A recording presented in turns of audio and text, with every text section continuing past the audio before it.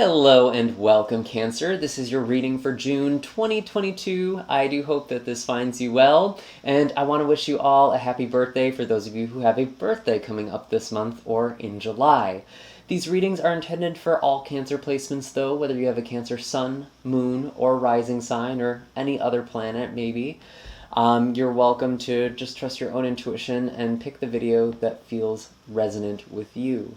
I do have all of your cards on the table here, and I'm eager to dive in. But before we get too far, I just want to thank all of you who have supported this channel with your likes, shares, comments, and subscribes, and an extra special thank you to all my patrons on Patreon. It really is with all of your support that I'm able to continue putting out these messages and doing this incredible work, and I'm so grateful for you, and I do apologize these readings are coming out late. I did post in the community section on YouTube that I was having some tech issues, and turns out right after that I realized that the videos I had recorded had no audio. So I am now re-recording a lot of these videos. It's not for a lack of trying or not caring. I am so sorry, and I'm just so appreciative of all of you who have been so patient with me. And it kind of seems like Mercury retrograde had a little bit of a vendetta against you as well, maybe, with this Nine of Swords showing up in the past. Maybe you also felt this kind of chaotic energy, or there was just a lot of anxiousness or nervousness or depression, which actually makes a lot of sense. The reason I say that is because Mercury originally went retrograde around the middle of May in the sign of Gemini. And Gemini is what is called your 12th house. It is your subconscious, especially if you are a Cancer rising. But even if you're a Cancer sun or moon, this may still resonate. You may still feel this energy in a different way. The Nine of Swords really is this anxious, sleepless, restless energy, almost this energy of feeling haunted. And with Mercury going retrograde in your 12th house, this is the house of intuition, it's the house of spirituality, it's the house of your subconscious. So there was a lot going on in the depths of your being, in your psyche, in your dreams, in your intuition, and that may have been a very unsettling experience for you.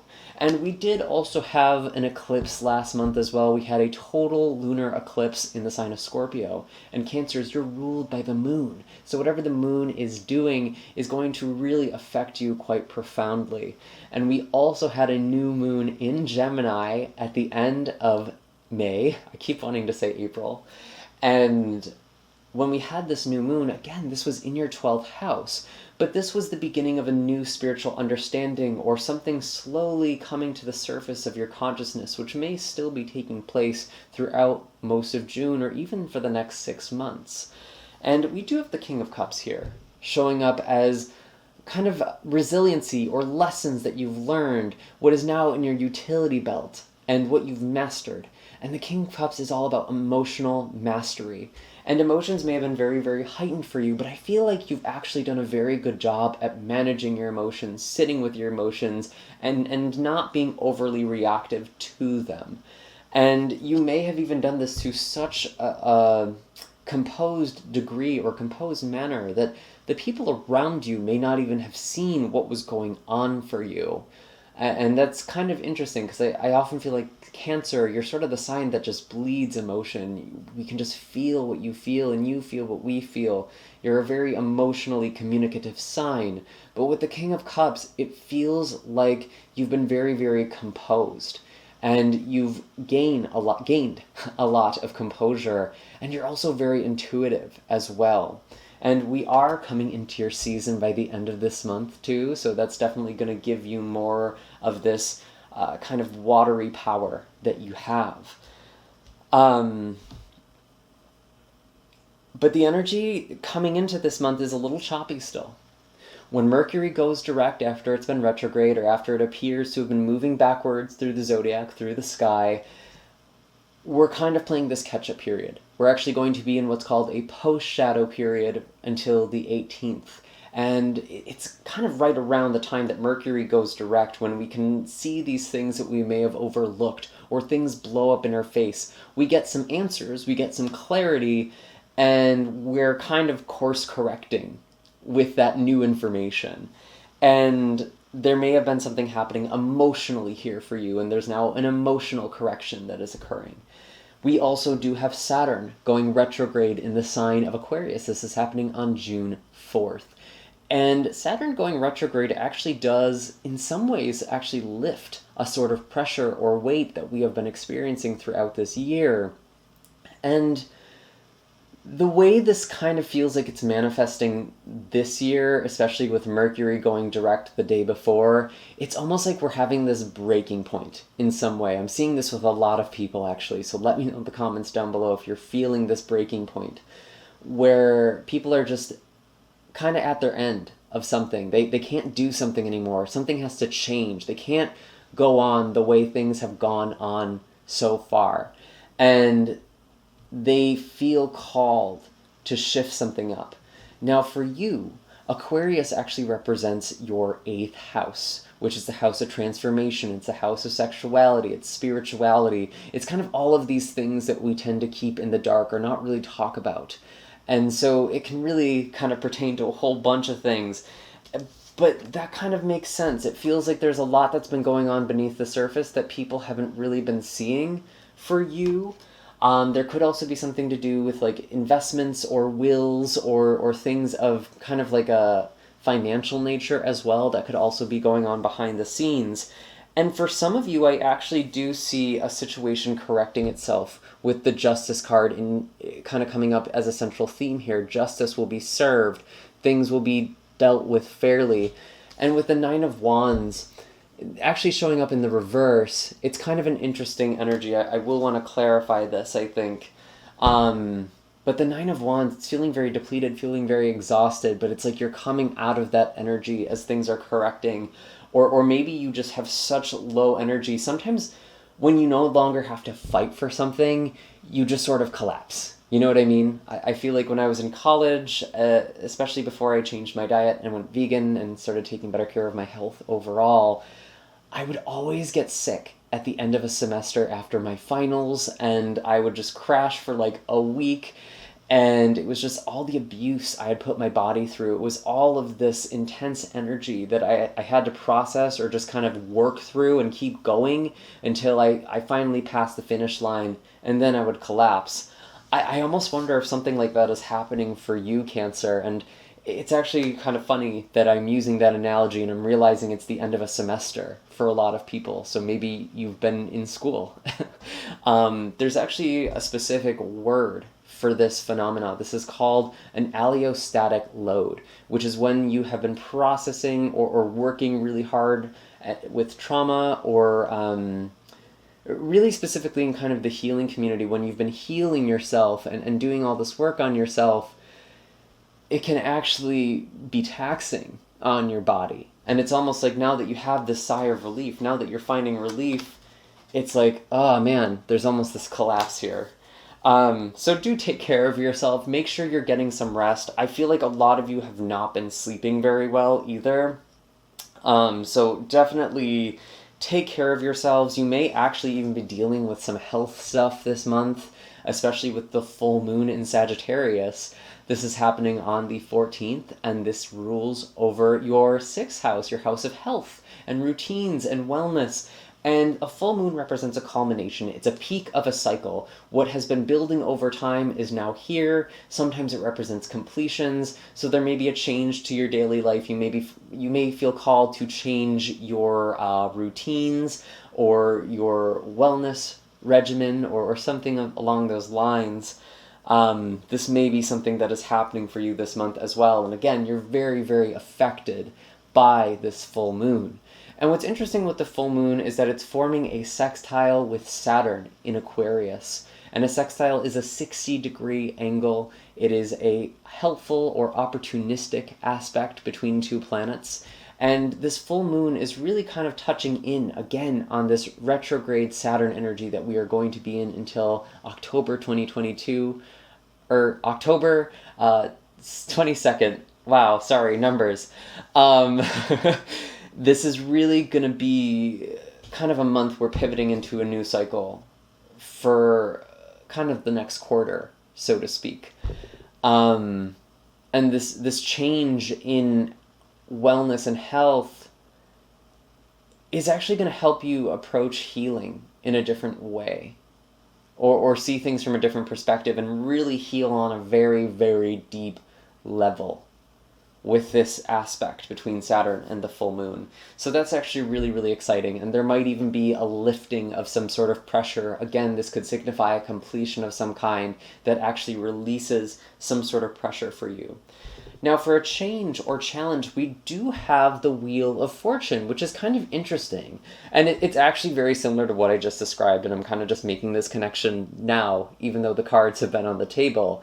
It's like things are going better. Things are actually looking up for you. There is an improvement in your luck. The Wheel of Fortune does represent Jupiter or Sagittarius energy. And so there is this expansion here. But sometimes with the Wheel of Fortune, it's a bit of a wild ride. Things could change very rapidly, or even just however change occurs, it can be stressful on our bodies. So again, do take care of yourself. And I see some really, really beautiful energy ahead of you here with the Ten of Cups with the Hermit. These two actually came out together. And I really see this, interestingly, kind of as a take on personal happiness, because the Hermit represents introspection. It represents self-study. It represents gaining a higher perspective, and maybe taking time away from yourself. But the Ten of Cups is also a card of togetherness and happiness and connection and this sort of culmination. You've weathered the storm here with this rainbow, and now you can appreciate this moment of beauty. And some of you may be taking a retreat or going on vacation, maybe with your family or some people that you're close with. That's a possible way to look at this energy for sure. But I really feel like this is about you actually thinking about what it is that makes you happy. What is my idea of long-term happiness? Because the Ten of Cups, we have the spouse, we have the house, we have the kids, we have the beautiful land, we have the nice weather, and it's kind of just like this larger theme of what is our dream of happiness? Like, what is our ultimate dream come true? And I feel like with the Hermit, you're really reflecting and thinking about this. This may actually be changing what you consider your long-term happiness. But there is a lot of joy here. And I actually do have the Empress at the bottom of the deck as well. The Empress representing abundance and love and nurture.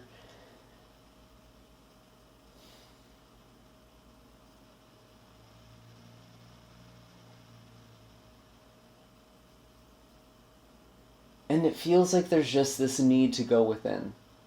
And even though the Hermit card represents Virgo energy, I sometimes think of you like the Hermit as well, Cancer, kind of going into your shell, the hermit shell, so to speak, the hermit crab. But I feel like there's something very beautiful and connective when you do this, actually. And we do have the Sun entering in your sign. And this is happening on the 21st. And we are coming into your season. It's a very beautiful time for you. There's this light that is shining down on you. And what's even sweeter is that we have a new moon in your sign at the end of the month. Now, you are, again, ruled by the moon. And whatever the moon does is very, very important or beautiful for you. And the new moon is almost like this inward breath. It is starting this new cycle as we are building something. And there is this thing that is building in you. And maybe that's why you feel called to focus on your own happiness with the Hermit and the Ten of Cups here. And it's just a very beautiful new beginning for you. And honestly, the new moon in your sign is one of the most powerful new moons we have all year. Because again, the moon is at home in your sign. And this one in particular is very, very nice. Kind of felt like the Gemini new moon we had last month, for a lot of people actually was sort of catching our breath after all the craziness. It was kind of helping us transition out of Mercury retrograde. But for you, it feels like it was still pretty intense being in your 12th house. Now with this happening in your first house, your house of self and expression, especially if you are a Cancer rising, there's just this beautiful, beautiful energy. And you may need to take some time for yourself, but don't completely isolate yourself either. Kind of finding that balance between connection and personal time. And it actually makes me think of the expression, and maybe this is something you need to consider for yourself too. For relationships, you can have yourself and you can have another person. It doesn't need to be a choice. And in fact, you shouldn't be giving up important parts of yourself to be in relationship with people around you. And maybe that's one of the lessons you've been learning. But I just see so much happiness and joy with the Ten of Cups. We do have Neptune going retrograde in the sign of Pisces. And for you, this actually is all about education, spirituality, travel. Pisces is your 9th house, which is pretty much anything that connects you with the bigger picture in life. And with Neptune going retrograde, it is this kind of lifting of the veil. Your intuition is clearer, as are your dreams. And there's kind of this fog that Neptune creates that sort of withdraws when it goes retrograde. And so you may literally be taking a pilgrimage here. You may literally be going on a retreat or making plans to do that with the Hermit card here. And Neptune will actually be retrograde all the way until December 3rd. So you do have some time to do this. But maybe there's kind of this thing that you're planning, or you're feeling called to go somewhere else to gain clarity or perspective. And I think that's something that could be very, very healing and nourishing for you, actually. I do want to pull an animal card for you as well.